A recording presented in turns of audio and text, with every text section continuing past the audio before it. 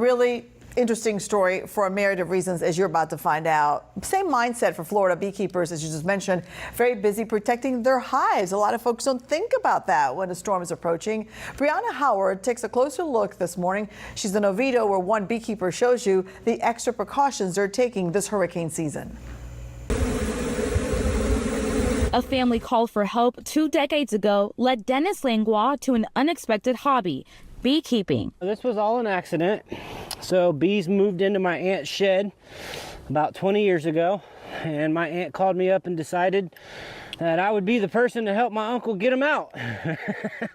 And as a result, I started removing bees. Today, Dennis has about 500 hives to care for at Black Hammock Bee Farms in Seminole County. On any given day, it's a lot of work. And as we near the peak of hurricane season in mid-September, beekeepers like Dennis aren't just keeping an eye on the weather. They're making sure that these bees can withstand heavy rainfall and strong winds. This is what a backyard beekeeper would be doing for preparing for hurricanes. So we would be strapping the stand to the ground using a ratchet strap and one of these little screws that goes into the ground. And then we're using another ratchet strap to go completely around the beehive itself. The goal is to keep the colonies secure no matter the wind speed. So now we have the colony of bees strapped to the stand, and we have the stand strapped to the ground. So these bees should be able to endure pretty much anything that the hurricane can throw at them. But Dennis says the bees do some prepping of their own. Bees have this great sense of knowing that a storm is coming and being prepared for it.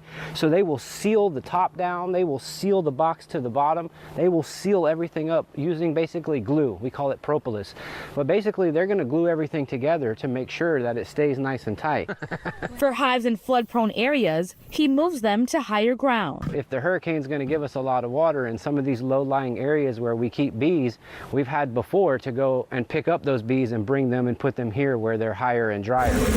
Dennis says the same steps can help any Florida beekeeper keep their hives safe. And if you find a beehive at your home, Dennis has this advice. Don't kill the bees. That's the last thing you want to do. Instead, he suggests you call a beekeeper to remove and relocate the pollinators. In Oviedo, I'm Bryanna Howard, Spectrum News. So many wow moments with that story. And I want to point this out, not just the bees, but the animal kingdom.